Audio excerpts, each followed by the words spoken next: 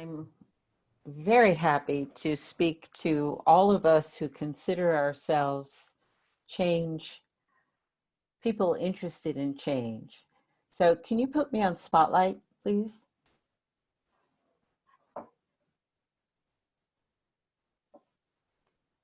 Okay, thank you. My own work began with Leadership in the New Science, which was bringing a new way of thinking into the world. It was systems thinking, but it was more essentially based on how living systems organize themselves and operate, and could we organize in the same ways as life does. And that book came out in 1992, and it was a time of great expansion, sense of possibility. Many organizations were really thinking about community. They were thinking about ethics. I don't think it went any farther than that for most, but it was a time of great promise. And I was quite innocent at the time. I was in my late 40s when I published that book. And I thought, well, all you have to do to create change is to present new ideas backed up by extensive research, in this case also backed up by science, the ultimate authority way back then, and everyone would eagerly lap it up. They'd be so appreciative of, well, this is a way of organizing, self-organizing, that is highly motivated. It brings order out of chaos. It relies on people's innate capacities to be creative, to work together well, and to want to make a contribution. Well, what I learned is that good ideas, evidence-based cases, do not change thinking. And there are other dynamics at play. So for a little bit of my history, that was 1992.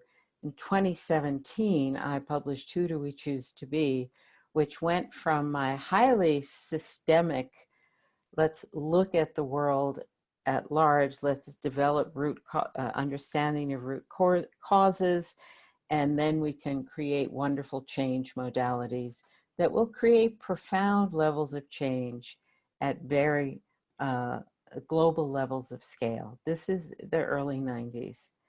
And what has happened since then in my own work is an increasing focus on individuals and an increasing focus on who do we choose to be in full recognition of where we are. As one of my dear colleagues who lived to be 100 said, what time is it on the clock of the world? And for us as change agents, I don't like the word agent, let's just say we're people really dedicating and motivated to creating positive change. It's in the title of today and this whole beautiful organization. It far beyond our desires and our theories and our evidence of what creates creative people, good levels of innovation, high levels of productivity, and justice and equity. Beyond our theories and dreams and hopes for that world, we have to account for the greater world, for the real world that exists beyond our aspirations and our desires to serve. So I'm speaking to you today in many ways, only briefly. I really do encourage you to go to my website, margaretwheatley.com, because it is set up as a library, as a resource, as for all of us, and it tells about my newest work, which is about the journey that all of us must take if we're training ourselves to be of service in the world.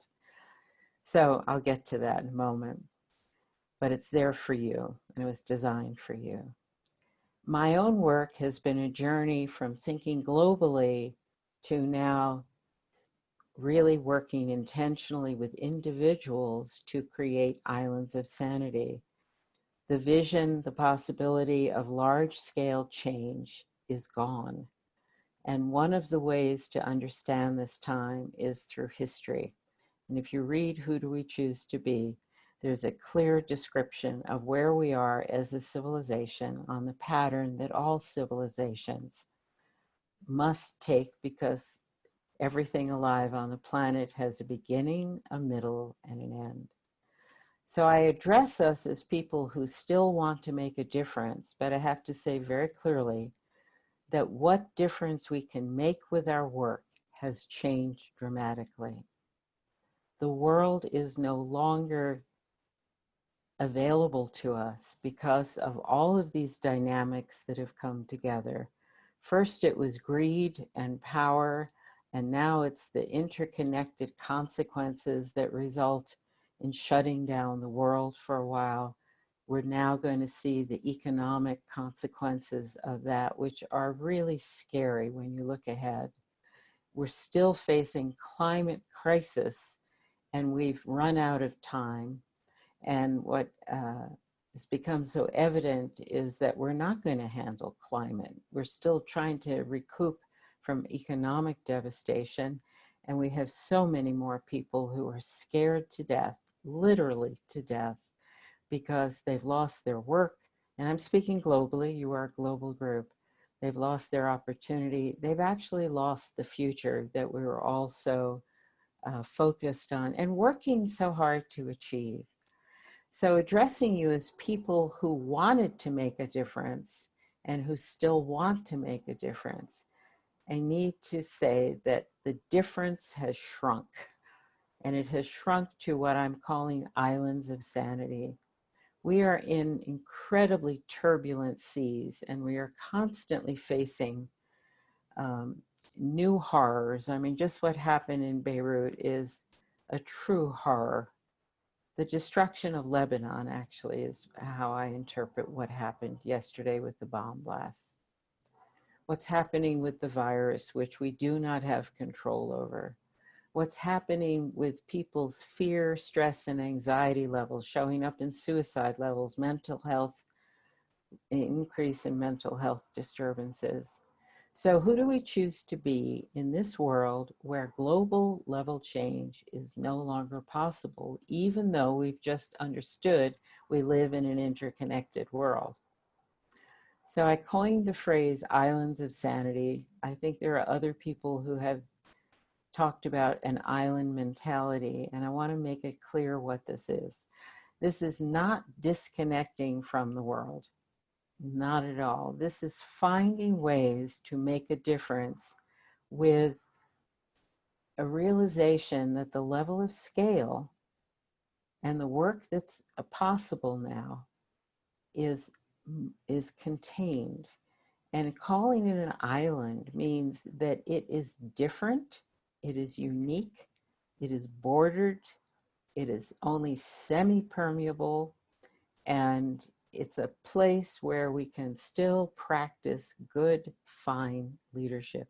It's a place where, as leaders, as facilitators, as change people, we create the conditions for people to still work together well, to care about one another, to have good conversations, to listen well, and to really feel that working together is joyful, which many of us do remember from the past. And some of us have now experienced it on Zoom. This level of intimacy and directness has been another blessing of this time. But an island of sanity sets itself apart. We are not part of the global dynamics, this craziness, this insanity, this destruction.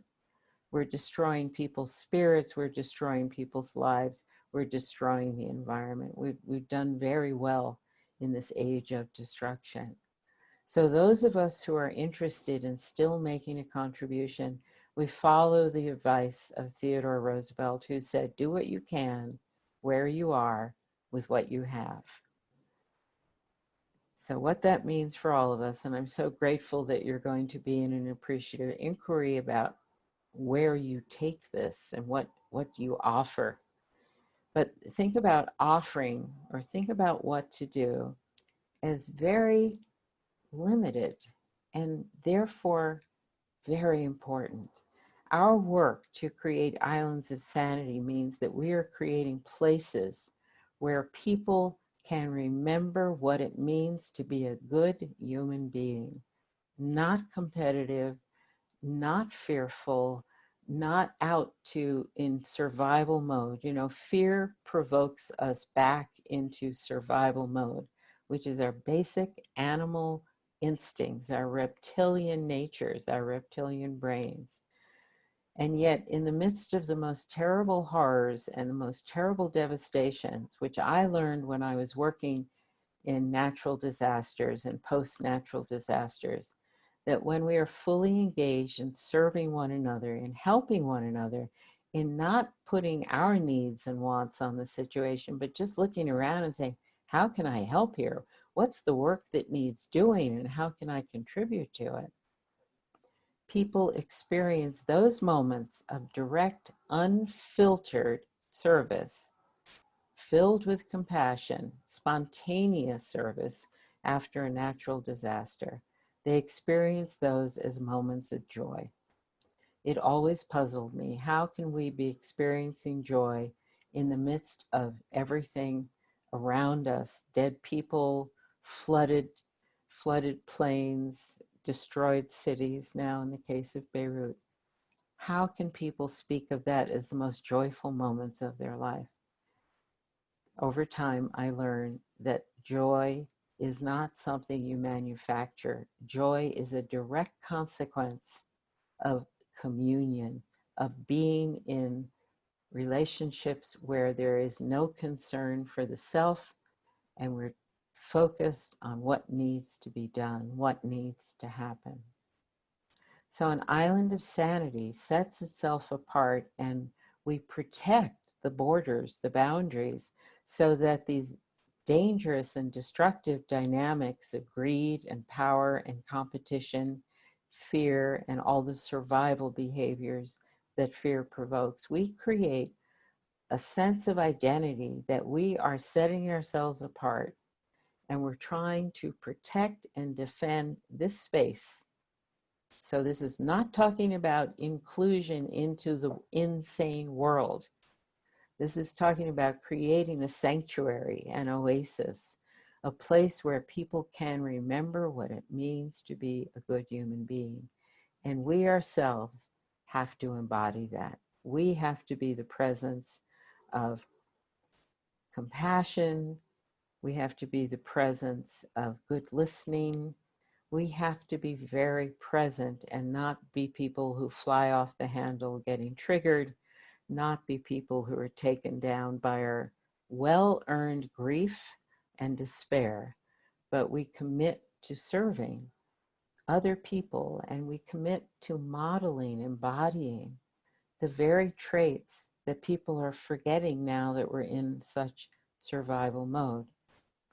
So I call these islands of sanity, but the behaviors I've just described are in the work that I am now focused on, training leaders, activists, citizens to be warriors for the human spirit, people who are dedicated at very high levels to not to self-interest, but to service, people who commit themselves to being available and being present, not to change the world. And that's very hard to give up. But what we are committed to as warriors for the human spirit is we are committed to enlivening and helping people remember that they do have human spirits, that we are creative, kind, and generous at our very core, at our very nature. So my work has shifted. My work has shifted from global level change projects, and I had access to now focusing on you, on all of us who really want to find a path of meaning and contribution as the environment, as the social conditions get more and more harsh and more destructive of the human spirit. So we create these islands. Now, what is an island? An island can be a team, it can be a church group, it can be a school, it can be units within a corporation, but I haven't met whole corporations. Well, maybe I've met a couple. We have to notice what's our sphere of influence and what is the work that's possible through us, but all with this identity, maybe, that we are here to serve other people as circumstances get worse and worse. And where we can, maybe it's just our home, maybe it's with a sanctuary environment, maybe it's just a team, maybe it's this organization. We know that we are different. We know that we are holders of the memory of what people can be, and we are also embodiments, reminders of who we are when we are in our best human spirits. So that's the work that's in front of us. I know how hard it is, because I've been on this journey for years, to give up saving the world. But it is incredibly meaningful work when we know why we're here, not to create global level positive change, but to just give the people within our reach an experience that runs counter to the devastation that's going on, an experience that does guarantee that we will experience joy because we have been together, we've been present, and we ourselves remind people of who we can be. So the title of my book, Who Do We Choose to Be, is very focused on realizing where we are. So the subtitles are important. The first is Facing Reality. That's what I've just presented. The second is Claiming Leadership. So we have to consciously decide who we want to be in the situations where we are, what leadership we want to provide. And I'm talking about informal as well as formal leadership. And the ultimate goal of this is restoring sanity. But we're restoring sanity in different places, islands. We will not change the current dynamic of absolutely insane self-destructive behavior. And the reason I say that so clearly is because every civilization behaves the way we are behaving right now. People call this unprecedented, but it's not unprecedented if you know history. It's like a textbook example of what every human civilization goes through at the end of its lifespan. And that's where we are. If you want more information, then you go to my website, you look at the Warriors songline, or you look at Who Do We Choose to Be. I know this is tough stuff to absorb. Please notice your reactions. Please notice where you don't want to go with me. And I would just ask you in the following moments when you're together to just deeply relax into this, because what this is offering us is truly meaningful work. And meaningful work is what we've all been looking for all these years. It's just at a different level of scale. But moments of joy and feeling really well used and feeling appreciated, these are all available, but we have to take in the larger context of where we are right now. I'll leave it at that. I am going to come back at the last 10 minutes. So when you have questions or comments, I will be here. One of Thank our you. participants was just asking if perhaps you can speak a little bit more around why this time is textbook and not unprecedented. And I highly echo grabbing Who Do You Choose to Be has some beautiful language on that, as does your website. But I do think, we often are, hearing from so many directions, this is unusual. And yet when you do look at the history of civilizations, actually this was reasonably predictable to some degree. Do you want to just spend a few more minutes on that for us? Yeah, that's a very important question. We are not historically oriented, and we've grown up in this illusion that we are the best, the brightest. Now, remember, I'm an American, so the others of you just tag along now. But exceptionalism, a lot of us feel, no matter where we live, that as we wake up and we awaken and we develop a higher level of consciousness, and we have these great strategies for creating change. We actually know what to do to solve problems. So we have developed this ahistorical, non-historical view that if we just work hard, we have all the right conditions, and therefore the path of progress is steady and uphill. Now, David Whyte said, the poet said quite a few years ago, if you are thinking that life is always getting better, you're going to miss half of it. So when I say it's when people say it's unprecedented, it's only within this very narrow frame of these past several years, or maybe it's 200 years. I don't know how long we've been in this myth of progress.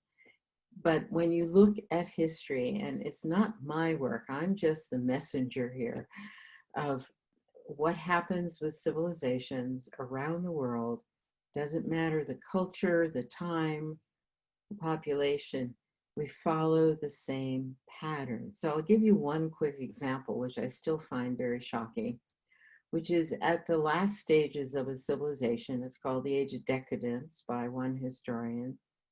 People no longer worship spiritual figures, they worship actors and musicians and athletes, sports stars. And what is so ironic about this time, I mean, first of all, we are worshiping, we're in celebrity culture, but it's those very venues, those very forms of concerts, of movies, of huge sports stadiums. Now they're filling them with CGI fans, at least they're doing that in this country. Um, all of that has disappeared, so people are now really seeking other levels of complete distraction and still taking messages more seriously if they come from celebrities. So that's just one specific part of the pattern. So the elites take everything for themselves. We destroy the environment. In the past, we had the good fortune we could move to another place. Now, Elon Musk is thinking he's going to move a few people to Mars. So it's historical, and you have to read about it. You don't need to dispute it. It's really so clear, and I did lay it all out in my book as an offering, so that we'd understand where we are, so we could choose right work, so we could choose meaningful work. I see Thank there you have been so. a couple of questions about gender percentage on the call, percentage of women in my work, training warriors. Kofi Annan said years ago, the future of the world depends on women. That's when Annan was head of the United Nations. And this is definitely a rising up of, of the particular slant on the world and the creative impulse, the life-giving impulse, the relational capacities that women possess even biologically. And I'm thrilled at the number of women who come to my programs, which is now about 60, 65%. And I think this is a blessing, a real blessing for us. Yeah, absolutely, Megan. I think often we find in this space the men that are a bit more tapped into that feminine energy as well are the ones that we find That's right. showing up. That's So, right. huge shout out to the guys that we have with Yeah. us today. We are so grateful to have you in this space with all of us. Meg, perhaps for a last piece, somebody posted a great question that might be a lovely place to end us with, and that are any recommended practices for not going insane while we create that island of sanity. So, can you Well, maybe gift us with that? that's the perfect question to ask me. So in the warrior training, one of we develop several capacities, and it's not like usual leadership capacities. So we develop a stable mind, which means we know how our mind works. We know what triggers us. We know um, how we have formed ourselves through our life experience, history, traumas, whatever. And to understand who we are and how our mind works, the only practice for that is meditation. Not meditation to obtain peace, but meditation where you're of awareness, where you're watching what thoughts come up. And then you develop that capacity by regular practice. And I know this works from speaking to hundreds of people in warrior training now. Then, when you're out in a meeting and you get triggered, then when you're in a conversation and you get triggered, you understand that you have an alternative. You could not react, you could take a pause, and you could respond. But you have to be able to learn, develop this watch yourself so that you notice instantly when you're getting upset or triggered. We also know to learn how to deal with these very deep emotions now of grief and rage and loss and anger. Um, and one thing I'm learning in the training is that when you expect these emotions, they don't become problems to be solved. You do need practices so that you don't get totally absorbed by them, so you don't keep inciting the flames of anger and rage. But the whole purpose of this is not to become unfeeling. The purpose, which is another skill set, is to see clearly, how to take in all of the information that's available in a situation or among the different players. We want to see clearly so we can act wisely. All of this is, all of the training that I do is designed to keep us active in the world, but without our judgments and opinions and biases, so that we can really be a compassionate presence. And meditation is bedrock necessary in, in order to take charge of yourself and not be victimized by where your mind wants to take you, old stories, strong emotions, whatever. And you'll read about this if you do the Warriors songline. You'll learn a lot about this. Oh, thank you so much, Meg. And again, I encourage you all. There's been so many links shared in the chat now, so please look through the history to see the beautiful, so Meg's website, Meg's books, and the warrior work that she does in the world. And I want to thank you again, Meg, for taking the time out to pop back in and share and connect with us and give us further.